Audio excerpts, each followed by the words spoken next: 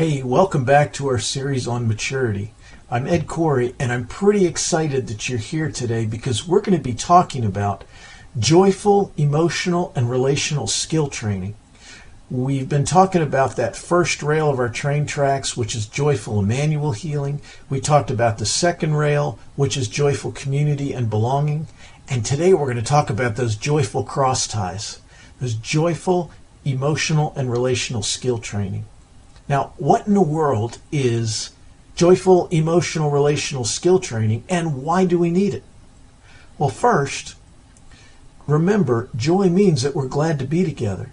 The only way my brain, the front part of my brain, is going to learn how to handle emotional and relational issues and stay connected to other people when I'm emotionally upset, stay connected when bad things are happening, is when joy is present. Apart from joy, my brain will not train with new emotional and relational skills. What do we mean by emotional and relational skills? I mean the essential skills that help us connect with God and others to start with and stay connected when bad things happen. Some examples are things like, how do I grow joy? How do I build joy in a relationship with someone else? What are the kinds of things I can learn to live in joy? How do I quiet myself when I'm upset?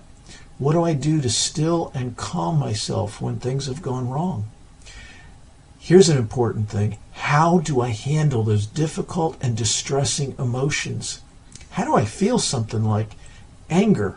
How do I feel something like fear or shame and still stay connected with God and with other people?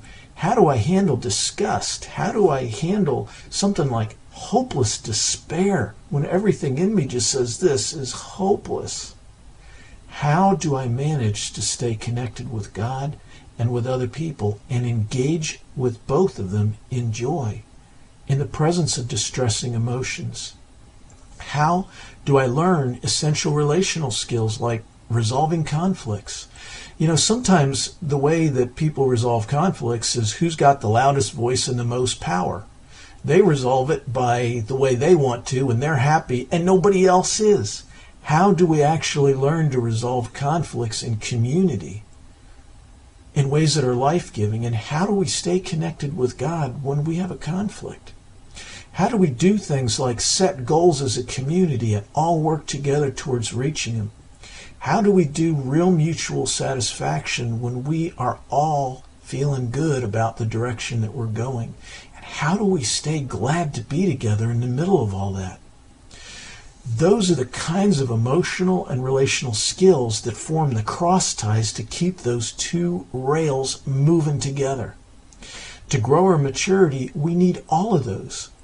Now, the sad part is, in the church, we don't talk about those cross ties very much. And the truth is, increasingly, those skills are vanishing from our culture and from our society. A lot of us have grown up and we don't know what to do when we're angry. We just feel angry and we feel cut off from our relationship with God and our relationship with other people. And the only thing we've ever learned is you shouldn't be angry. If you're like me, that has never helped me stop being angry. It just makes me angrier.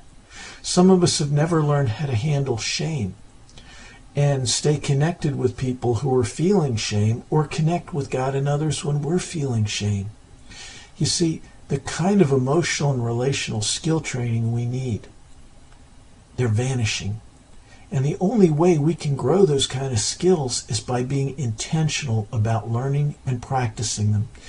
And the only way to grow those intentionally is in the context of joy. See, a lot of us have thought it would just be so great if I could get away and live on a desert island with just the people I like and God, and we'd all be fine.